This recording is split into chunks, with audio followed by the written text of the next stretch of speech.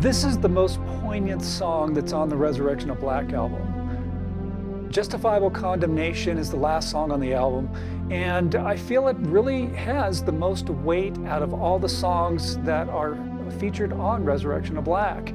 So it's really great to deconstruct this song, both musically and, of course, to give you a bit of history about the song, how I wrote it, how it came about, and how it is very relevant to what's going on in the world today. Justifiable Condemnation was written back when I was in high school. Again, one of those songs, as I say, most of the songs that were done for the Resurrection of Black album were written while I was still in high school. This one is no exception. I was a senior in high school, and this was a time where a lot of things that, and of course they still exist today, cliques, bullying, not being part of the cool kids, not being in, that popular group. You're not a cheerleader, you're not a football player or an athlete. You're in one of those categories. And of course, again, this exists and has existed and still exists today. And this isn't only just for grammar school, high school, that kind of thing. The cliques are in college. The cliques are in your workplace, bullying and gaslighting and all these things that we deal with in the world today. This is what Justifiable Condemnation is all about. Now, I went to a high school. This is actually a picture of the high school that I went to way back in the day. I know it's changed since then, visually, but yeah, this is where it all started. And I had written a poem that was called Institutional Decay when I was a senior in high school, and this was basically something that I felt with my experience in high school. I know I got other friends that I'm still friends with in high school. I'm even friends with some of the cool kids that were cool back then. But I wasn't in that group, okay? So this was a whole different thing. So I wrote this poem that I wanted to actually post. When you walk into the high school, there's this big glass enclosed case that has information and things that are coming up and all that stuff, and I was going to sneak it in there and post it in there because this is how I felt, right? I was graduating that year and I was going to express how I felt about high school, and that's why this speech, which said, and this was actually from a dream. This was from a dream that I was standing on the steps of the school, in front of the school. I believe in my dream I was a rock star, already famous. It's a dream, right? We're still working on it, but that's okay. It's good to hang on to your dreams. But I said this speech. I would like to make a speech about how I suffered these past 4 years. The harassment, the abuse of being used drives my anger to rage. You all praise me and adore me because of where I am. You bunch of brown-nosed bastards will never make it this far, right? So of course, I'm a famous person, rock star, whatever the dream was. I think this was many years ago. But that's what I was saying. All of a sudden insecurity will slap you in the face because everybody feels very safe in their little clique in high school, right? Society is going to pluck you from under your mother's wing. I'll never forget those good old days in this rat hole, struggling for survival, surrounded by the disease of people's warped minds, not living or facing reality, knowing their dependence will be severed when they leave. And that was a pretty sharp poem, and I mean sharp, like heating up that poker in the fire until it's like not just red hot, I mean burning white hot, and then shoving it in your gut to feel. That was institutional decay. And you know what, it's funny because I saw this same type of thing happen in college as well. Now the year afterwards, I actually wrote Justifiable Condemnation, and this is the original piece of paper that I had that I wrote the song, and again based on the poem. So There's the links in the description, of course, to the official lyric video for Justifiable Condemnation. Definitely check it out. There, of course, are going to be other references to picking up the album and other things in the link. Oh, by the way, and I will say it now and also say it at the end of this episode, is just click subscribe, share it with your friends, and click that notification button, all right? Because I don't want you to miss out on the journey of me creating the ER album, but I also don't want you to miss out on some of the history that I'm sharing with, again, celebrating the 10-year anniversary of Resurrection of Black, and definitely this song being one of the most poignant ones that do mean quite a bit. So that was the original lyric sheet. I had to dig that up and find that. And this was the last song that I actually presented when I was playing in that band Nirvana. Yes, the original. Another story for another time. But that was one of the songs, or the last song that I brought to the band, say, hey, I'd like to do this one, which they actually decided to accept. Obviously, Struggle Within was the song that I submitted afterwards back, I guess, the following year. And that was the song that they rejected, which I talk about that on the Deconstructing the Struggle Within episode. That link is also in the description, so you can check that out as well. Yeah, that's what this was all about. Now, I do want to give accolades to one of my instructors from high school. This is Sister Angela Claire. The crazy nun. She was a nut, and she taught honors English. Now, I got stuck into the honors English class, not really by choice. It was because in 11th grade, we got to pick our classes, and I wanted to have my second year of algebra, and the only way I can get into that class was that I had to take honors English. I'm not an honors student, and English was just, that wasn't my subject. It just wasn't my subject. So here I'm thrown into this situation. I actually failed, got an F the first quarter of school. The first quarter, Sister Angela Claire gave me an F. And so what's really funny is that the students who do bad, because I was sitting in the back, they move you to the front. So I'm right in front. Which everybody knew. Whoever got moved to the front of the room was the bad students, right? We were the bad ones. We were the ones who were failing class. So I thought, all right, sister, I'm going to play your game. And so by the end of the school year, I actually raised that F to a B. And I'm telling you this story because this does have to play into justifiable condemnation. And part of the course was we had to do a creative writing packet. And she was the one who really inspired me to get into writing poetry. And I ended up writing 3 poetry books. I dedicated all 3 books to Sister Angela Claire because she was the catalyst. And I remember our last day of school, I guess it was 11th grade, last day, and I just said, Sister, thank you for the school year. And I meant it. I really meant it because I really had a lot of respect for her. I mean, she was a nutcase, but she had an impact on me, and it's been an everlasting impact. And I remember she says, I know you don't like me, but thank you anyway, or something like that. And it's like, no, I go, Sister, no, that's not true. That's not true. I do like you. I respect you, and I appreciate everything that you've taught me. And after I graduated high school, when I wrote my first poetry book, I went back and I gave her a copy. And I said, Sister, I dedicated this book to you because you were the inspiration.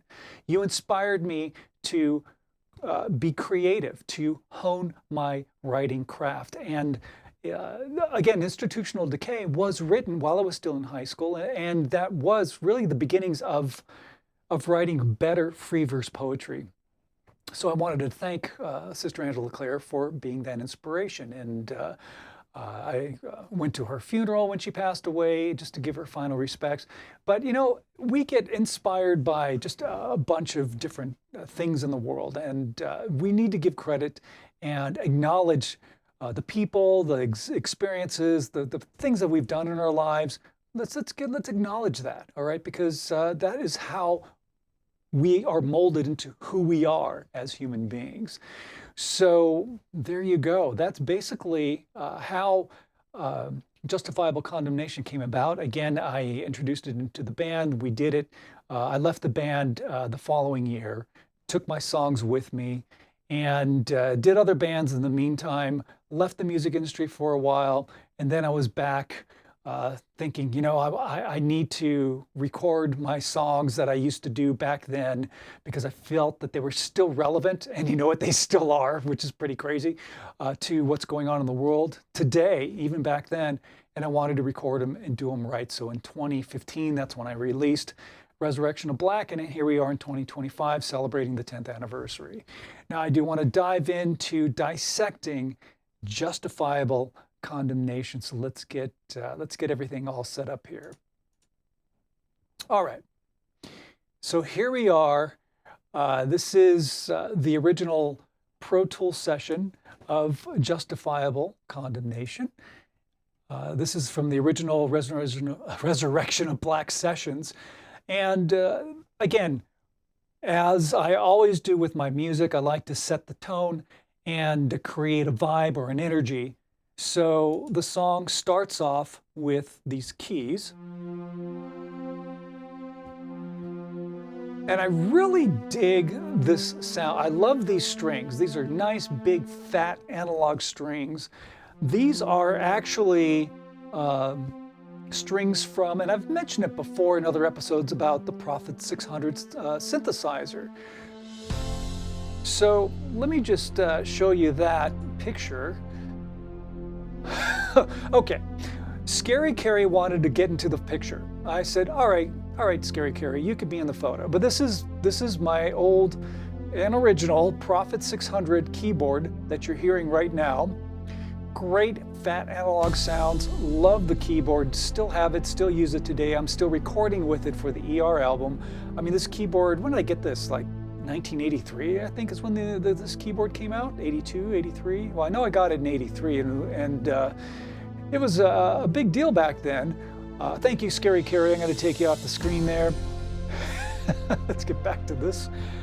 So anyway, so the Prophet 600 just has such a great sound. Now, not only is it there for this part, when we get some of the low end that comes in, this is also the Prophet. There's that nice low string. Just one of my favorite sounds, and you're going to hear it on every album that I release. I just really dig that. The other thing that I did to help enhance the introduction is that I also added this key, some keyboards to. Actually, there's going to be two things that are added. There's this.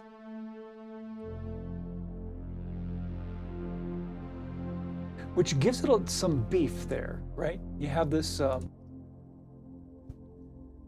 great sound.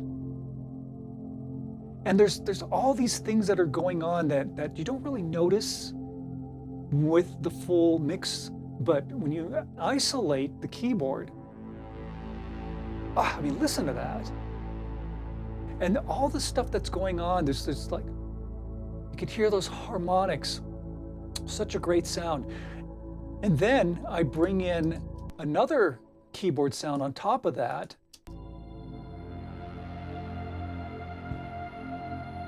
We bring in this high string.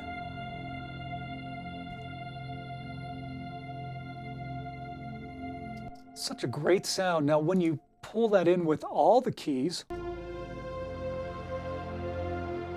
we'll get that low Prophet, low note drone in there.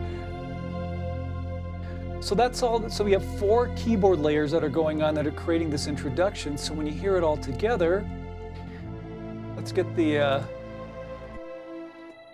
bass and drums and everything, the whole band in here. And those are your drum tracks. And bass coming in, of course.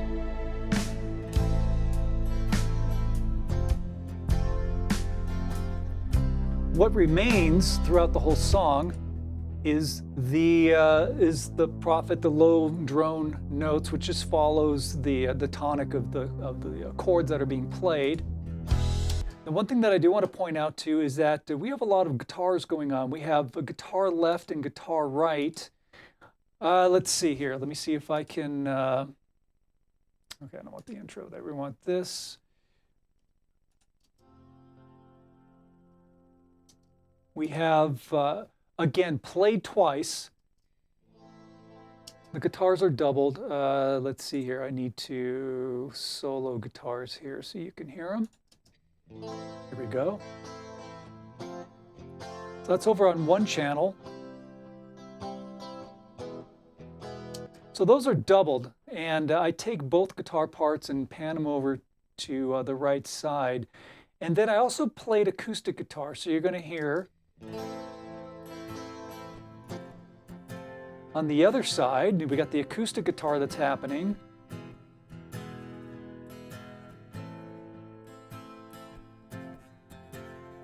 And that's not doubled.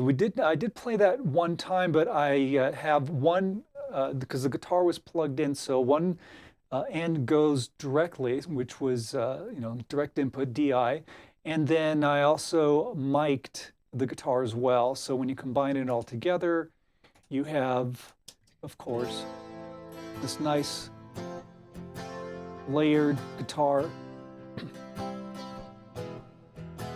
So it's nice and full. Not any distorted guitar, kept this very clean. And even with the chorus section, there's this arpeggiating guitar, which is played twice.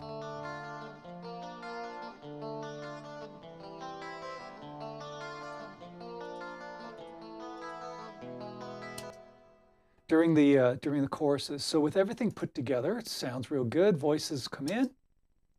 Oh, okay, one more thing to unmute. Here we go.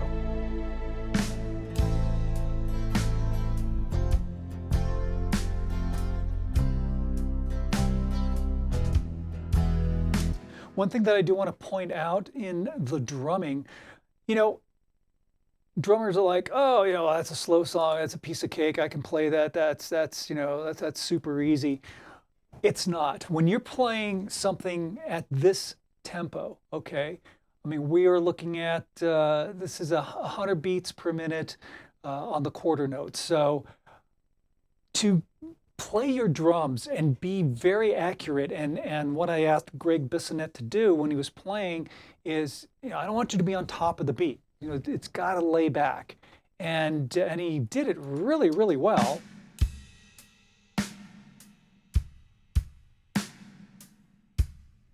And trust me, playing slowly can be very difficult to do because a lot of drummers, even experienced drummers, tend to rush the beat. You add some bass in there. So you got Matt, of course, Matt Bissonette on bass, his brother Greg on drums, great session guys, love these guys. But to be able to just get in there and keep a solid beat, be on the backbeat of it so that it's not being rushed, especially for a song like this, makes all the difference in the world. Now the lead vocal comes in. Originally the song was done as a solo vocal. That's how it's always been done. But then later on, I was just messing around with throwing in a harmony. And I thought, wow, that really works. It really works. So I did. I added that in. Adding that low harmony. Depending on one another, leeching hearts, feeding off each other, using, deceiving, finding a nice. Now, of course, when the chorus comes in, we have our layered vocals being doubled. It's just actually me doing the harmony and my good friend Gina Taylor, who I've talked about in other episodes. She sings on every album that I do. Just a fantastic vocal work, to say the least. Let me see if I can get this soloed. Vocals, here we go. Using deceiving, Those are just the harmonies. on lies. The quiet, unnoticed are the ones who survive. Okay, and when you add the lead vocal, Using deceiving, thriving on lies. The quiet, unnoticed are the ones who survive. sounds really great with the lead vocal because then you can really hear the chord changes. But without the lead vocal, this is what's great about piecing together three-part and four-part harmonies, is that you can create these chord clusters. And if you are listening to them on their own, it may it makes your mind lead to maybe a different kind of chord, but that's not the case at all. And then that's what's really interesting about this. Let's play the second. This is the second chorus. Condemned by their crime, they all live in vain. Society's plucked them from under Ma's wing. Justice prevails, the earth's been wiped clean. So then the song goes into the solo section. The solo section is actually two keyboards. We have, of course, the prophet on the solo. Actually, let's get into it first, so you can hear it. Let's see, I got something muted. There we go. Been wiped clean. So here's your solo. But I also added this little pizzicato.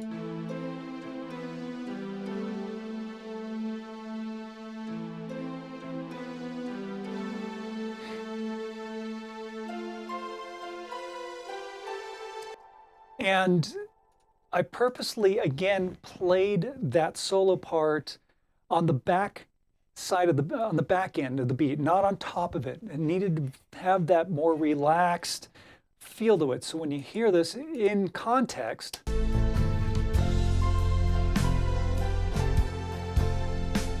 so the notes are being played right behind the beat. But that's the way it needs to be played to be able to get the proper expression of the song across. Now, last verse. The process still functions. The sequence. That comes in, and then we have our final vocal harmony, which turned out really great in context. Let's listen to it. Condemned by their fate, the quiet now reigns. And what's really great is that I'm surprised we were able to hold that note and not falter and stay on pitch, because, you know, when we did this, there's no AI, there's no auto-tune. This is what you hear is what you get, all right? So, yeah, the way that we were able to hang out and hold those notes, that was pretty impressive, I have to say.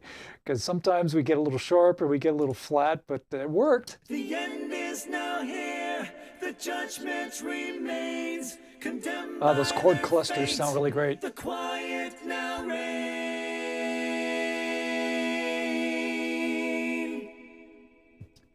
And then what follows that, of course, is we have choir. And the choir part really sets the tone for the final part of the song, which is the guitar solo. Very, very Gilmour, very David Gilmour was the approach on that one. So you have the last vocal holding out, then you have choir.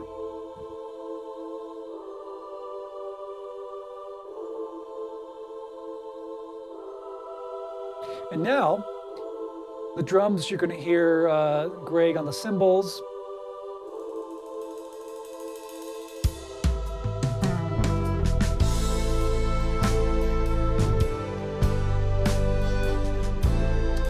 And then the first part of the guitar solo is volume pedal.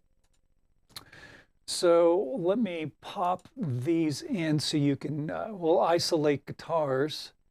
I think it's this one, if I'm not mistaken. We'll just double check on those. I think that's where it should be. So you have the guitar solo, it's volume pedaled in.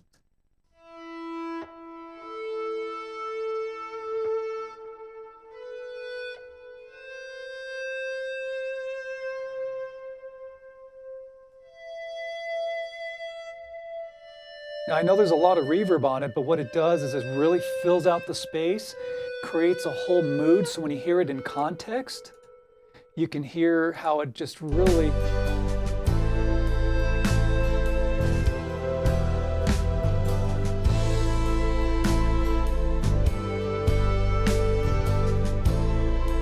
Then the guitar solo comes in.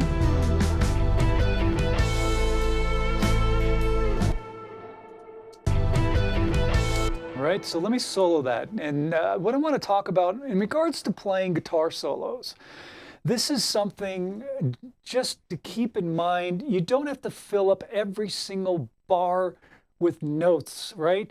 There, of course, there's a lot of great guitar players who are out there who are great technicians, but you take away the soul and the life of a song when you're just trying to cram a million notes in every single bar and in every single measure.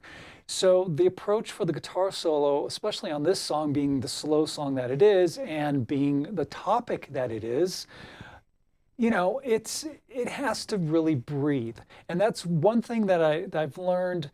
As I say, I consider this solo very David Gilmour-ish because you let the song breathe. You let the melody. The melody is singing. It's singing. It may not have words with it, but it is singing. Play. Breathe. Breathe. Note. Right? Hold that note, let it breathe. Now, go to the next section. That's what makes a great solo, is the expression and the emotion that you're able to bring forth through the solo. So in context, plays, breathes,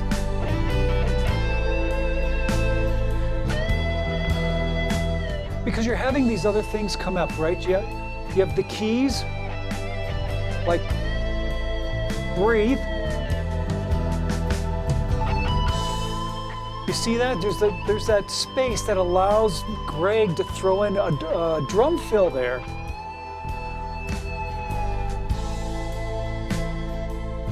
Some more keys come into the solo there as support.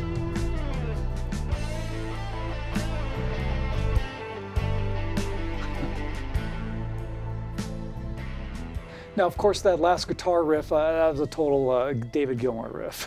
I just had to throw that in as just a little nod to one of the greatest guitarists out there. He plays with heart and soul, and that's what this solo needed to be. So again, there's a lot of pieces to the song, and there's reasons for doing it. And again, bringing forth the emotion, the intangibles. That's what makes a song so intense and just so gratifying. Your favorite song, no matter what it is. Yeah, there could be some great technical things that are going on in the music, but man, when the emotional aspect of it comes through, that is what makes a great song even greater. All right, so I want to also share one other thing with you. The topic of justifiable condemnation, of course, is addressing bullying, is addressing cliques, is addressing things in this world, that really suck, and people. Come on, man. What really? I have so many thoughts running through my head. It's like, what do I want to talk about? Because there's so much, and I want to keep this relevant to the song. I will say this, okay? The one thing that I have zero tolerance for is self-entitlement. All right, and I have zero tolerance for that. I have zero tolerance for cliques. I have zero tolerance for people thinking that they're owed something, and that's not true. Respect is earned, not owed. Okay, that's just the way of the world. And if you want to make a change in the world, this is just a little piece of advice. Maybe we should get close and intimate. Before I do that, though, let me share one more thing with you, and that is this, and then I'll get into my little rant before we wrap up this edition of Ron Unfiltered, and that's this. October is National Bullying Prevention Month. think about that, whether you're watching this in the month of October or not. This should be something that you always keep in your mind. And if there's injustice out there, do something about it. Okay. So I just wanted to acknowledge that with October being National Bullying Prevention Month, let's do something about it. Let's stop the bullying. Okay. We can do this. We can do this together. Now, it's funny. I'm going to change cameras here just to get a little intimate with you. What's really interesting, I shouldn't say funny, but just interesting, like you hear people say, we just need to spread more love. We need to get more positivity in the world. I know it sounds like, very, hippie, whatever. But you know what? Love is a very powerful tool. It is very, very potent and powerful. And we need to spread a lot of this around, which is why when I end any of my broadcasts and lives or episodes or whatever I do, that's why I always say, to smile at somebody, give them a compliment, say hello to them, spread some positivity, because it does make a difference in the world. And if there is injustice out there, then do something about it. And it's funny, I think of the movie The Three Amigos, that movie that came out in the mid-'80s, right? When there is injustice, that's where you will find us, or whatever the line is, which is kind of funny. But you know what? It's true. And I fought injustices when I was even in college. When I had the opportunity to be student body president, I did things to help the students. And when I saw things that were not right, I fought it the best that I can possibly do it. Nowadays, obviously, there's a lot of crap that's going on in the world. But, hiding behind your computer screen and posting all the toxic crap that's on social media, are you really making a change? The bottom line is we are aware, okay? Let's be honest. We're aware of all the shit that's going on in the world, all right? We are aware of it. There's a lot of things that are happening that are breaking the law, illegal, that are violating rights, and all these things that are happening in the world. But sitting behind your computer screen because you're so brave behind a screen and posting all this stuff about social media, on social media, and making it such a toxic format to go to, what does that solve? Do something about it. If you see an injustice being done, do something. And instead of just bitching and complaining on social media, why don't you get in contact with the representatives that you voted and have them do something about it? If there are people in power that can do something about them, tell them and get the balls to do something and not cower, because that is their job, to represent you and to protect you. Get involved with organizations, do something, get out there. If you see something happening, confront it. Be safe. But, we got to stand up against all the injustices that are going on. So you got to make yourself vocal. You got to put yourself out there. I don't go to social media and just because it's a toxic rabbit hole that I don't want to go down. I'm well aware of what's going on in the world, and I do what I can to try to make a difference. And you need to do that too. So step away from your computer screen and go out and do something. Go work at a soup kitchen, help the homeless, whatever it is, just do something. Because those acts of positivity, that's what's going to make a difference in this world. And that's what justifiable condemnation is all about. Justifiably condemning illegal things happening in this world, justifiably condemning injustices that are going on. That's what the song is about. It's more, I based it on high school experience and cliques and bullying and that kind of thing. But you know what? We can still stand up and do something about it. So do that. All right. That's what the song's about. That's why it's so poignant. And this is why this song still has and holds the weight that it holds today, even though the song was written freaking 30 plus years ago, whenever I wrote the song. I was in high school, all right? But that's what makes the song relevant today, all right? Check it out. Watch the music video. The link is in the description. It's a lyric video. You can read the lyrics and take it to heart, all right? Take it to heart.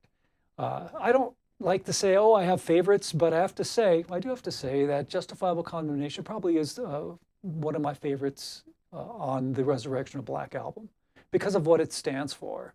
Then there's The World Around Us, which, again, I did the deconstruction of The World Around Us. Check that out. I'll put that link in the description as well. But again, bringing forth things that are happening in the world. Yeah, we are aware of it, but now let's do something about it, okay?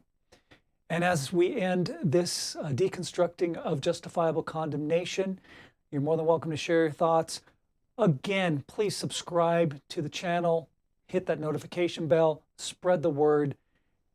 I want to take you on this journey as we do celebrate the 10th anniversary of Resurrection of Black, but especially that I'm now in the process, of course, recording ER, which is the third album that I'm releasing that will come out next year.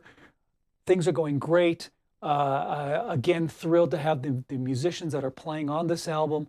Super excited. Maybe on the next Raw and Unfiltered, I'll share a little clip of an unmixed version of some of the music that we're working on, just so that you can hear it. And support the channel and support music, all right? Support music. Support real music, real musicians, because that's what it's all about. And when you're out and about in the world, my friends, and as I say this after everything that I do because it's so important. Smile at a stranger, say hello to them, give them a compliment. It takes less than 5 seconds of your time, and that small gesture of kindness can make the world a difference in somebody's life. So be a life changer, all right? We can make the world a better place, but do something. Do something about it. We know what the issues are. Now it's time to act, all right? I'm an entertainer. I'm a musician. I am an artist. I'm not a politician. I don't believe in all the bullshit politics that are out there. I think every political party is a piece of crap. Republicans, Democrats, liberals, whatever. The parties themselves are shit. We know what's right and wrong. That's what we need to follow. And we need to stand up for what is right. And we need to crush what is wrong. So let's do something about it. All right, we got some work to do. I got some work to do. Thanks so much for tuning in. We'll see you on the next edition of Raw and Unfiltered.